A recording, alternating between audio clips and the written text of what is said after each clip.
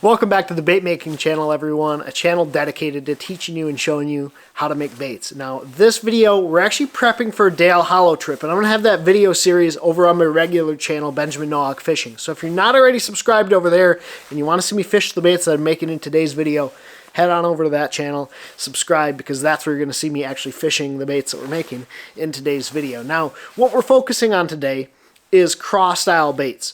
Dale Hollow is a world-renowned smallmouth fishery. That's where the world record smallmouth bass was caught, I believe 11 pounds, 15 ounces. Now the key down there this time of year is dragging slowly along the bottom, or throwing a rig.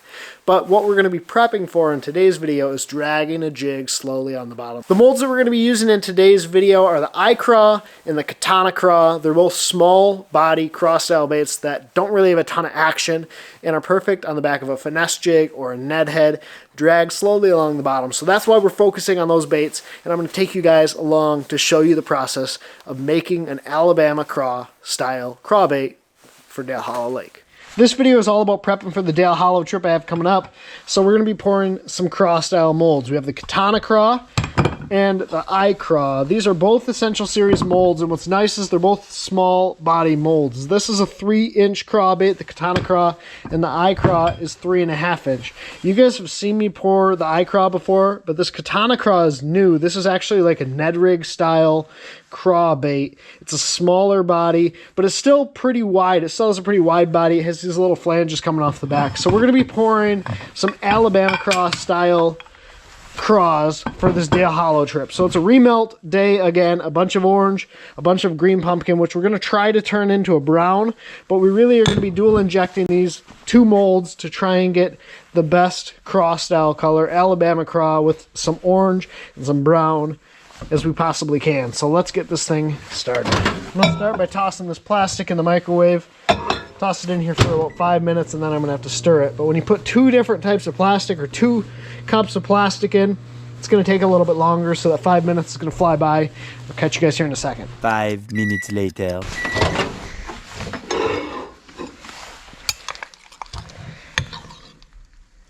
So we're starting to get there. Again, like I mentioned in my last video, you guys don't have to get this material back up to 350. You only have to get it to 350 once, which is when the material is first melted. So you just need to get it liquid enough where you can pour it through your molds effectively. I think we're going to have to add a little bit of colorant to these to get the colors we want. But overall, it's just basically going to be an orange bottom and a green top, which will get us that Alabama craw color. It's a cool color, orange. We'll probably shoot it through the mold, see what it all looks like, and then we'll go from there. But we're almost there. Maybe another half a minute or so.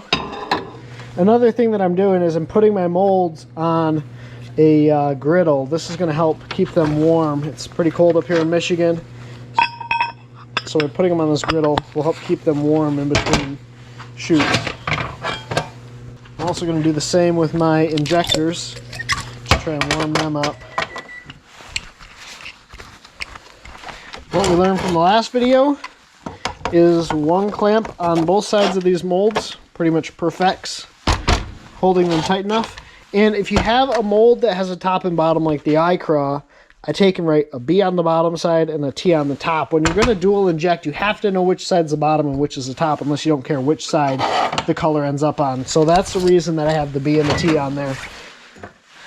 We should be ready to go now. So we're going to put orange on the left, and then green will go on the right. And like I said, I'm not going to add any colorant just yet.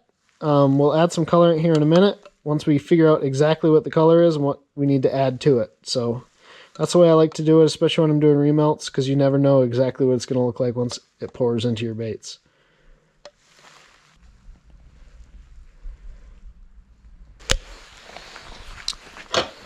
Then you'll take your blending block and you'll place it on and lock it on. So orange, green, bottom, top. So orange is going on the bottom, green is going on the top.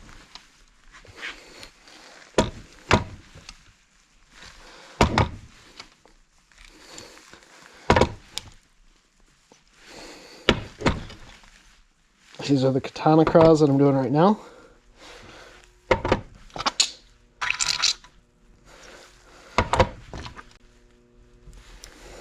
I'll go through and top off the molds.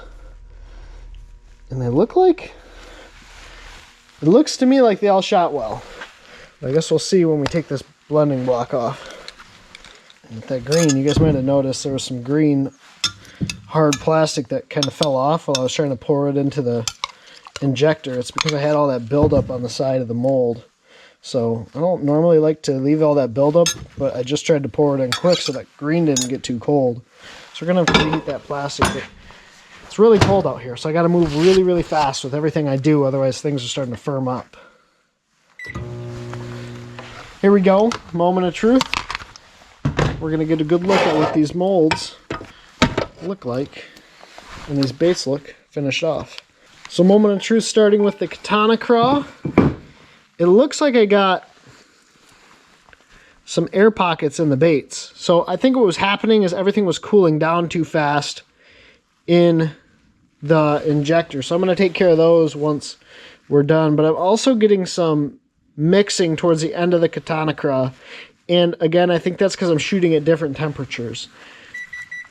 Now, one thing to note is I think I want to go a little bit darker with the orange. So go like more of an orangish orange. And then maybe more brownish with the green pumpkin. So add some brown or some amber to that green pumpkin to get to be a little bit darker color. Just small adjustments. And I think we'll be pretty much right where we want to be. Now the iCraw. This is a very realistic craw mold. So this is a very realistic craw style bait as opposed to the Katana Craw, which is not. And these ones I poured before on the channel. But these turned out literally almost perfect as far as like what you would expect from your mold to look. So you have your green pumpkin and then you have your orange belly, and the dual injection on these is really, really, really nice. To make our green pumpkin more brown, I'm actually going to be using the Amber X2 colorant. I don't have a brown and I don't really need it to be ultra brown, so we're just going to use the Amber X2 and put, I don't know, a decent bit in there to kind of give it more of a brown feel. Because when you start to look at a real Alabama Craw color, it's more of a brown with an orange belly, not so much a green pumpkin. So we're going to add some brown in here. Probably add some more brown in there. And then we'll heat this back up. And for the orange, we're going to add some fluorescent orange X2. It's going to make it way more orange. Right now it's more of a yellow amber style color, and we want this to be more of a bright orange, so that X2 fluorescent orange is gonna get us closer to where we need to be. Well, that plastic's heating up. Let me show you a version of Alabama Craw where you have like a green pumpkin brownish back and then you have a pretty orange belly. If you start to look at mine, you have a little orange on the belly, not much, and then close to a green pumpkin color, not quite as much of a brown. So we're going a little bit darker on the back with more of a brown. We're going to bring the oranges out in the belly, and then we'll be close enough where I think I'm going to be happy. Obviously these are remelts, so there's some orange flake from the baits that I made in the last video in the top color, but I think it's going to look pretty good once I get the colors dialed in just a little bit. I really want some more orange. When you're fishing Tennessee and Kentucky in the middle of winter and fish are keyed in on those crawdads, having some orange in your bait can mean all the difference. So let me be pretty clear on this point. My goal with these baits is not to go a natural color. I want it to be very orange on the bottom of these baits, which is what I've accomplished by pouring more orange, especially that fluorescent orange, into the base. I want my baits to have a very orange body to them, especially during the winter when these fish are keying in on those crawfish and orange seems to be a player. I really want these baits to have a lot of orange in them. So orange is on the left here.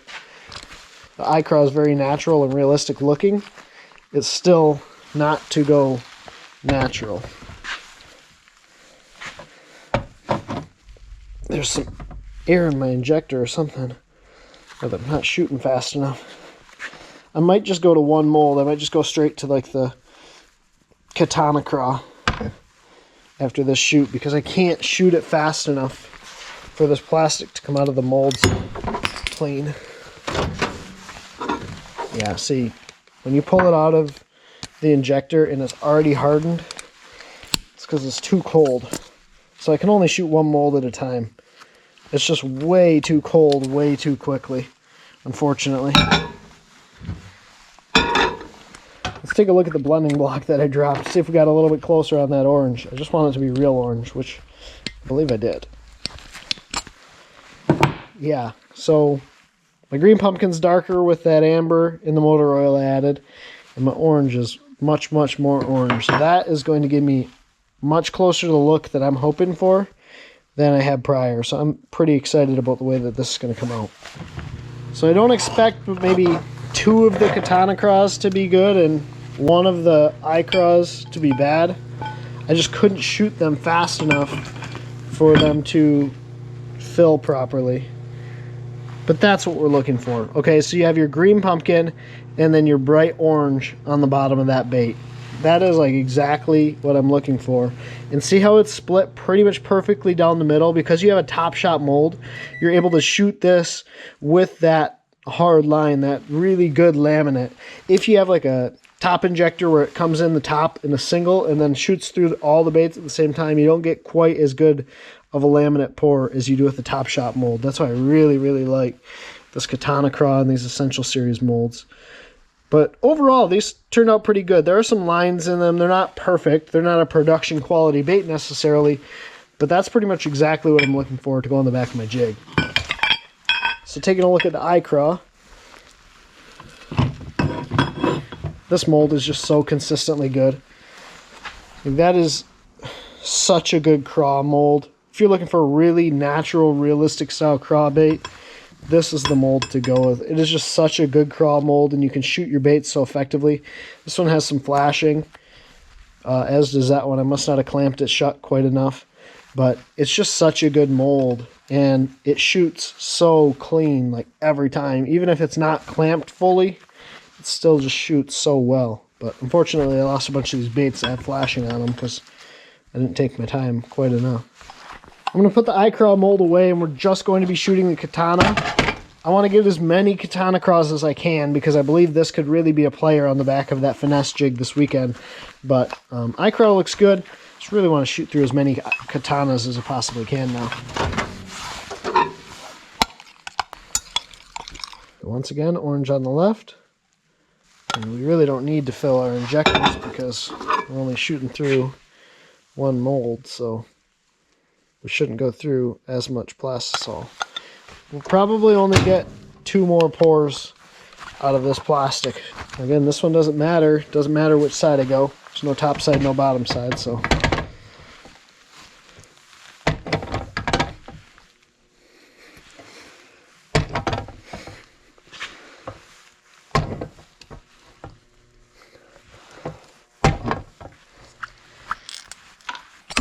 As usual, I'll show you guys the blending block, which, again, looks perfect. Green pumpkin and orange.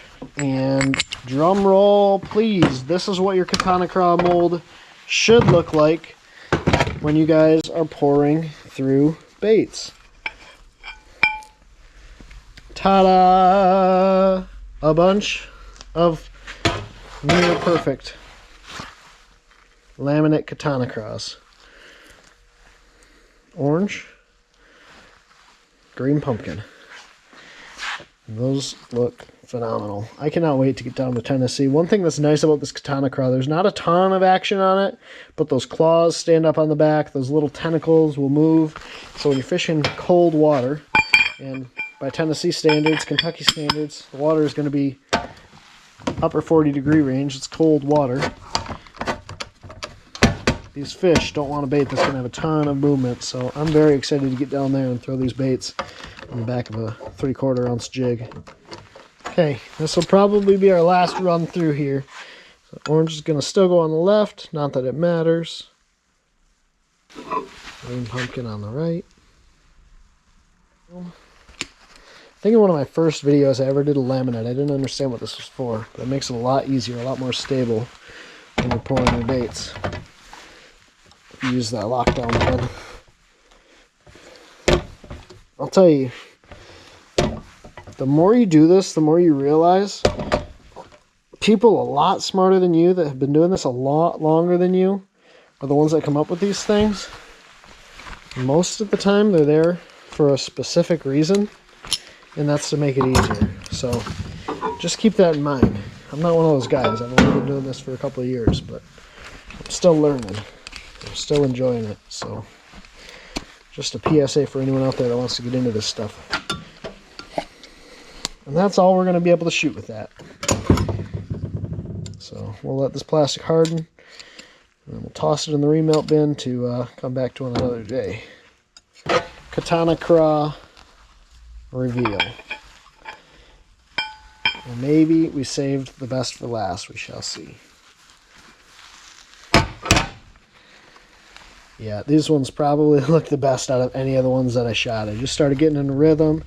They're the best laminates that I made so far. There's a little bit of bleed through, but that's what's going to happen when you shoot these baits, especially when it gets down to the claws, so I don't necessarily mind that.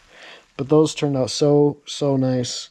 You have your green pumpkin, and then your orange on the belly, and those look phenomenal. So by no means am I perfect, and let me make that abundantly clear, but in about 20 minutes time, we were able to take some old plastics and melt it down and make some Katana Craws and iCraws, and basically an Alabama Craw style color. And I'm really proud of these baits. I enjoy taking you guys along for the ride, but you really have a beautiful bait here that's going to pair up really nicely on the back of a 3/4 ounce or a 1/2 ounce finesse style small body jig. So overall, these turned out really good. I'm super happy with the way these look. And let me show you a close-up of the differences between your Katana Craw and your iCraw. Obviously, your iCraw is a lot more realistic style bait. It looks more like a crawdad, but this Katana Craw has more of a finesse style presentation. It's a smaller body bait. It pairs up perfectly on the back of a Midwest finesse head, and what it's also going to be perfect for is the back of a small body jig. So two different style baits. Both have a really natural do-nothing style presentation in the water, and they're going to be perfect for cold water. But I think these turned out really good. Obviously, they're not perfect. Anytime you make baits, there's going to be some blemishes or imperfections or things that you wish you could have adjusted. But to me, these are as close to perfect as I think I ever need them to be. I'm going to go out and catch a lot of big fish on these baits, and I hope you guys enjoyed watching me making these. Before we go to the main camera, let me give you guys a count of the baits that we made. Now, keep in mind, I didn't make that many iCraws, and I had a couple that I lost to flashing. So 1, 2, 3, 4, 5, and I have probably 3 or 4 that I tossed due to flashing or other imperfections. And then the Katana Craws, we have 1, 2, 3, 4, 5, 6, 7, 8, 9, 10, 11, 12, 13, 14, 15, 16, 17, 18. That's 3 bags of Katana Craw plastics, all with about 2 cups of remelt. And we could have made a ton more had we not shot some iCraws in there as well. I would consider that a really good day's work. I really hope you guys enjoyed watching the process of making the Katana Craw and iCraw in the Alabama Craw color. They turned out really fantastic, and I can't wait to get down to Dale Hollow and show you guys how these baits work on the back of a little finesse jig. Now, this Katana Craw is the one I'm most excited about. It's a newer style mold from Do It, and I believe it just came out at iCast last year, but it's a small finesse style craw bait that can go on the back of a Ned head, but in my opinion is going to pair up perfectly on the back of a finesse jig. Now, don't sleep on the iCraw. I know it's going to catch some fish. It's a really good presentation, but I think for me, the Katana Craw is going to be a bigger player. The more I poured, the more I was like, man, that iCraw is just a little bit bigger body bait versus this Katana Craw, which is going to look really good. Those little tentacles moving, kicking along the bottom. So I'm going to toss these in a bag with some triple threat scent. Get these things scented up, tossed on the boat, and ready to go later this week down to Dale Hollow. If you guys enjoyed this video, please be sure to subscribe to the channel. This is a channel that is newly growing, and I'm trying to pump out regular content, so be sure to subscribe if you guys haven't already. Be sure to go over to the Benjamin Nowak fishing channel if you want to see me fish these baits on Dale Hollow Lake. That's where all those videos are going to be put up on YouTube. So thank you guys so much for watching. If you have any questions or comments, want to know about any of the components shown in this video, go down in the description. If you want to see me make a finesse style jig, click this video right here. If you're not already subscribed, click that little picture icon that says bait making channel. It'll subscribe you to the channel. And as always, Catch you guys next time.